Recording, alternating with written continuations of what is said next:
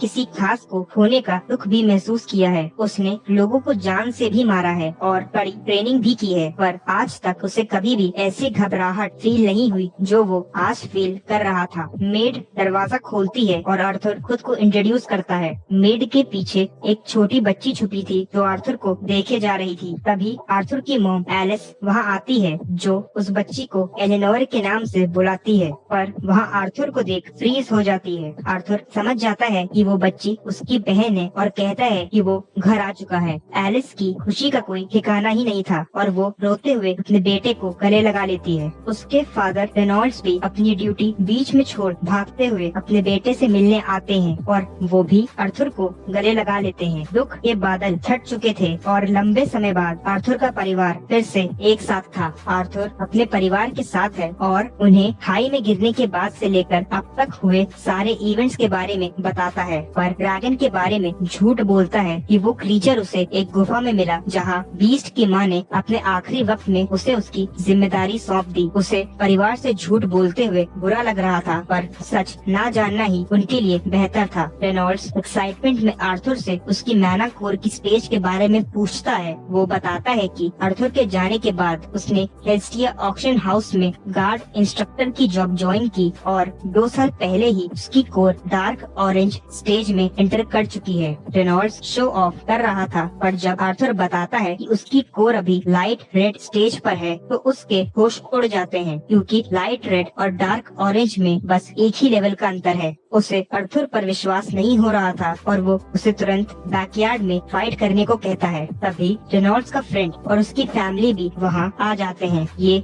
हेल्स्टिया family है जिन्होंने Arthur family की बुरे वक्त में हेल्प की थी। हेल्स्टिया फैमिली के ज़ायरस सिटी में ऑक्शन हाउसेस हैं, जिसकी वजह से उनकी वहाँ काफी इज्जत और जान पहचान है। उनकी बेटी का नाम लिलिया है जो आर्थर की एज की है। रेनॉल्ड्स के फ्रेंड विंसेंट को यकीन नहीं हो रहा था कि आर्थर, जो अभी बस 8 साल का है, उसकी ना ही केवल कोर अवेकनिंग हो चुकी है बल्कि वो ऑलरेडी 3 स्टेज क्रॉस भी कर चुका है। फाइट शुरू होने वाली है। दोनों अपनी ग्रोथ दिखाने के लिए उत्सुक है। आर्थर तेजी से रेनॉल्ड्स की तरफ आता है और उसे पंच करता है, पर रेनॉल्ड्स ब्लॉक कर उसे पकड़ लेता है। आर्थर खुद को फ्री कर रेनॉल्ड्स को दूर फेंकता है, पर वो बैलेंस बना लेता है। रेनॉल्ड्स सीरियसली फाइट करने वाला है और फायर एलिमेंट को मैनिफेस्ट कर लेता है। हम जान पाते हैं कि इस दुनिया में मैजिशियंस में बचपन से ही किसी न किसी एलिमेंट को कंट्रोल करने की एबिलिटी होती है। कोई फायर बेहतर कंट्रोल कर पाता है तो कोई वाटर। कॉन्जूरर्स जहां डायरेक्टली एलिमेंट को कंट्रोल कर लेते हैं, वहीं ऑगमेंटर्स के लिए ये मुश्किल है और एक सर्टेन कोर लेवल पर पहुंचने के बाद ही वो एक्चुअल एलिमेंट को कंट्रोल कर सकते हैं। इसीलिए रेनॉल्ड्स को इतना टाइम लग गया फायर एलिमेंट पर काबू पाने के लिए। पर आर्थर के साथ ऐसा नहीं था। अपनी पास्ट लाइफ की नॉलेज की वजह से इस दुनिया में उसके पास बहुत एडवांटेजेस थे। उसकी फायर एलिमेंट पर मास्टरी थी और अब वो लाइटनिंग को कंट्रोल कर रहा था,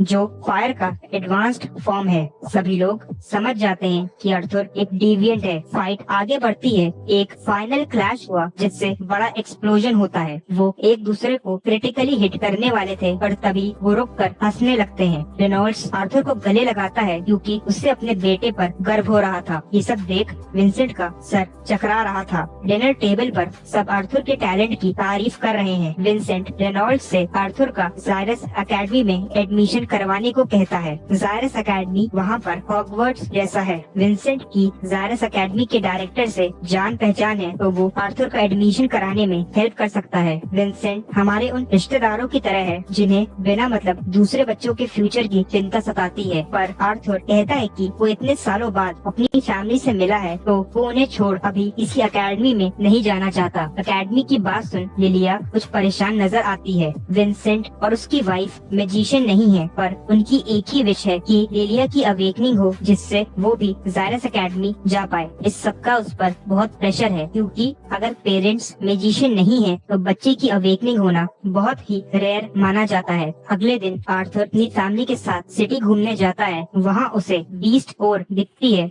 जिसके बारे में वो विंसेंट की वाइफ से पूछता है। वो बताती है कि बीस्ट और मैना बीस्ट से निकाले जाते हैं। इन कोर से मैजिशियंस को पावर बूस्ट मिलता है। कई बार इन कोर्स में बीस्ट विल भी होती है। मैजिशियंस इन कोर पर हजारों लाखों गोल्ड खर्च करने को तैयार रहते हैं। आर्थर की सूरत रंगत बदल जाती है। वो वापस घर जा रहा था, तभी किसी की नजर उसके ड्रैगन पर पड़ती है।